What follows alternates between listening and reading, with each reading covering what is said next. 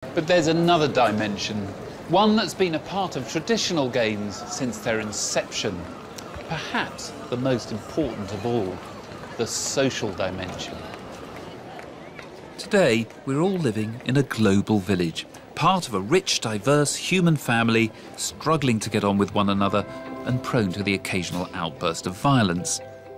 And this is a vision of the village's virtual playground, Little Big Planet.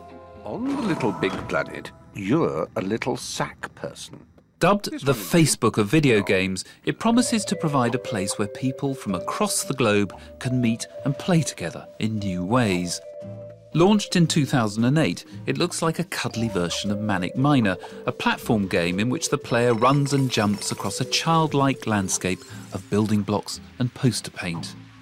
But beneath the surface layer of smothering cuteness lies a technological marvel, a powerful, elegant game construction set that allows players not just to play the game, but to create new ones, which they can publish across the internet, thus helping to build a bigger, better Little Big Planet.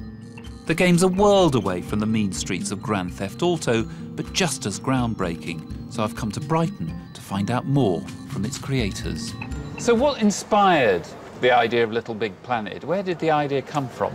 A huge inspiration for me was my early experience with home computers when they first came onto the market, which was kind of in the 80s. I was personally more interested in creating things, and home computers then used to come with little manuals that taught you how to program, and that feeling that you got from actually creating something and showing it to other people was a really empowering kind of thing, and that was kind of the seed of Little Big Planet, I think. So Sackboy, because he was a sort of soft, cuddly toy, you thought he would be a way into getting people, drawing people into experimenting with the game? Definitely. The whole handmade analogy is something that we all can relate to. We've had emails and photos from knitting groups from around the country that are obsessed with making their little Sackboys and dressing them up.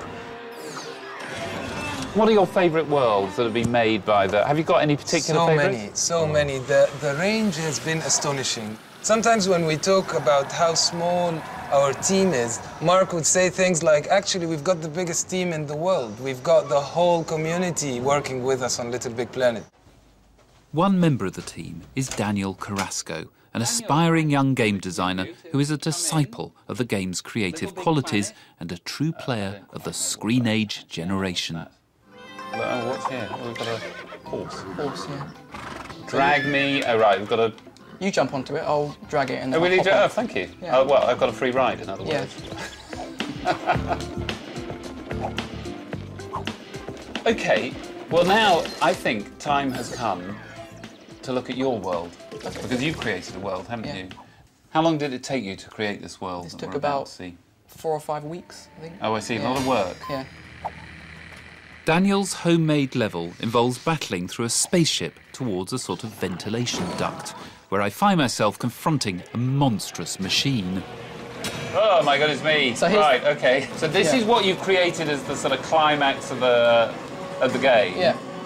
We've got to try and keep defeating this monster by shooting at it. I died, that means you're the one left to defeat the monster. Oh, no!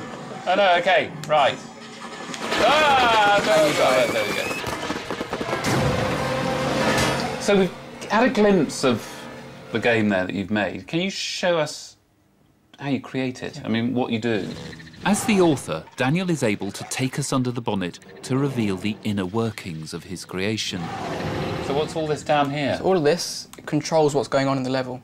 So it's like the circuitry? Yeah, all the circuitry behind the level. There's all ropes and sort of elastic bands and... All these green things you're seeing are wires connected to different lights, sounds, different contraptions. And all of these are logic gates. They all control what happens in the level. Sort of like transistors in computers, as it were. It looks incredibly complicated. It is. You have to really think about what you're doing. Daniel has uploaded his level to the web, sharing it with the rest of the community to play and rate as they see fit. It's a bit like being a member of an international craft club, but rather than knitting needles or felt, the console is the only tool Daniel needs. So everyone who publishes a level, it will get put here, and depending on how many plays it has, it will either be at the front of the world or the back of the world. People aren't doing this for commercial reasons, the people who are creating the worlds. Everyone's looking to get, presumably, onto the front of that planet that tells you which are the most popular games Everyone's around. dream is to try and get on the front page. Have you managed yet to get Not there? yet. It's but you're very, very hard. Is it? Because there's so many people Yeah. doing this. How many people do you reckon are doing this kind of thing? Have you any idea? There's millions and millions of levels that are trying to get to the front page. Really? Yeah, millions. The level is released every 27 seconds. Goodness, Yeah, right, so- I see. A lot of competition. Yeah. This is going to produce another generation of games creators, isn't it, Yeah. really? Yeah. It And is. you hope to be among them? I do. Very good, thank Definitely. you. Little Big Planet's ambition to turn us all into game designers seems to be working. Millions have contributed to, interacted with and responded to Little Big Planet's development. It has blurred the line between game makers and players. You don't need to know any code. You don't need to have even necessarily a very clear idea of what you're trying to create. You can just start playing. The genius of Little Big Planet is that it's all done in a very fun, a very engaging way, and which really incentivizes me to think, hey, I'll just try putting this up there and that up there. You don't feel stupid by what you create. This is very much a game for the social networking generation, for those who refuse to take the world as it is, but seek to make it afresh in their own image, whatever that image may be.